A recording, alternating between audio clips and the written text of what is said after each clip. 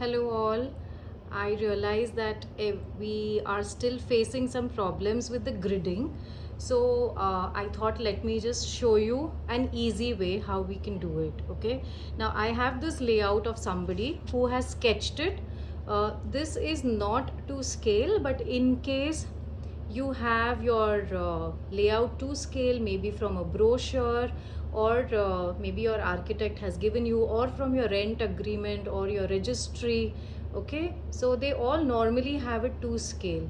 The scale is always mentioned in the layout, so a to scale layout is always better. Now if you have gridded, as in if you've drafted it or sketched it the way I had shown on the graph paper, you get a to scale layout. Right now, how to begin? So the first thing, like for example, if you see the blue lines, this is how his layout is. Okay, now first and foremost, whatever are the outermost edges, the outermost edges of the house, you simply draw straight lines. So we are now containing this, as in हम इसको एक boundary दे रहे हैं इस पूरे घर को. Now this is the layout of a flat. ये लेआउट एक फ्लैट का है. If it is a plot, अगर ये कोई प्लॉट आपका है तो सिंपल है, केवल पूरा प्लॉट ले लीजिए और उसके डायगोनल्स, तो फिलहाल डायगोनल्स आप मार्क कर लीजिए. But since this is an apartment, we are now finding the ends of the end boundary of this apartment.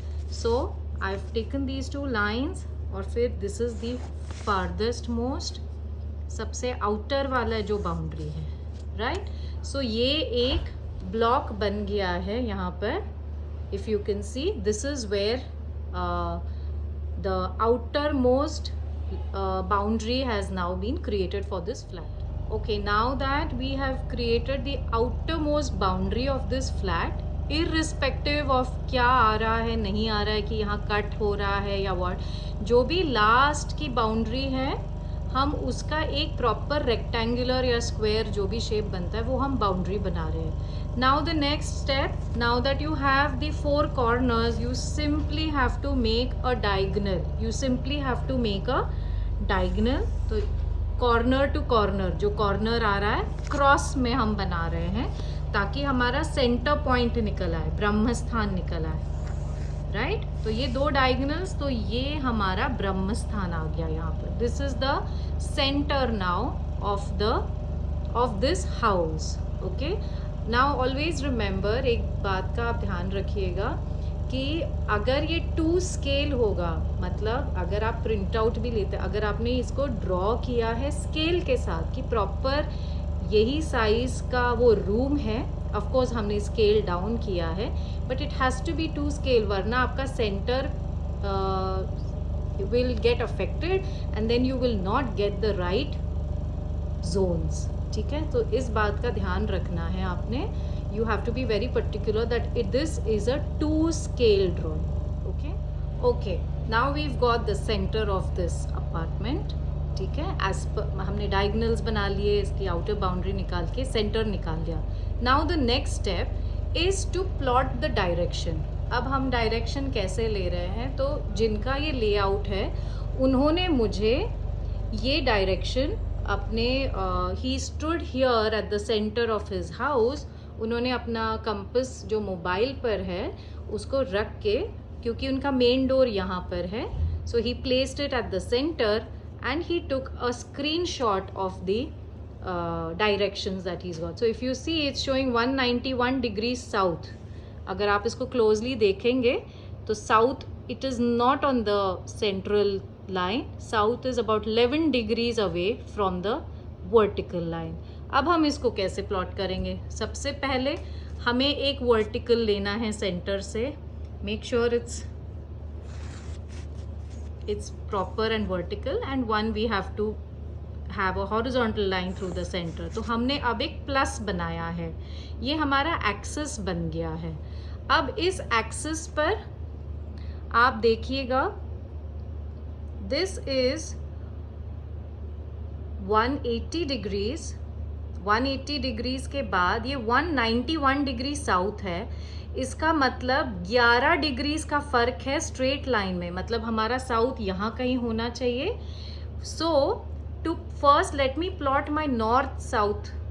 If I get even one direction, I can plot the other directions. Now I'm going to plot south. So since it is 191 degrees south, मतलब ये वाला जो main door है इनका, ये south से 11 degree plus आ रहा है. ओके, सो पहले मैं साउथ मार्क करती हूँ. कैसे? 180 माइनस 191, 11 डिग्री का फर्क है. तो मैं इस लाइन से जो वर्टिकल है, क्योंकि vertical is my main door, तो मैं यहाँ से 11 डिग्री का एक एंगल यहाँ मार्क करूँगी. अब इसके लिए हमें चाहिए protractor.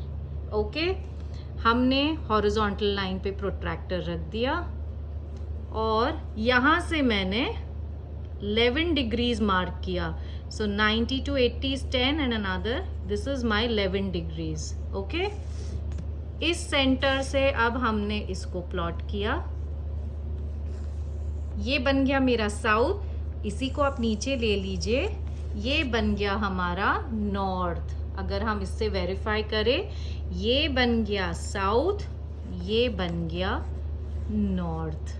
If you can see this, right. Now the next step is to plot the other directions. ठीक है, अब इसके लिए ज़रूरी नहीं कि हम इसी के साथ काम करें. सबसे आसान तरीका, अगर आपके पास ये आ गया है शक्ति चक्र, क्योंकि हमें हमारा नॉर्थ मिल गया है. If you can see, we now have our north here. I simply have to place this point on the centre of my layout where we've marked it, जहाँ सेंटर आ रहा है, and the north has to be aligned with this north. Okay, so कैसे करेंगे हम? इसको हमने रख दिया सेंटर पर, और ये जो नॉर्थ है, आप देख सकते हैं, ये जो नॉर्थ है ये नॉर्थ पे आ गया, ये सेंटर पे आ गया. Now with the help of this mark your directions.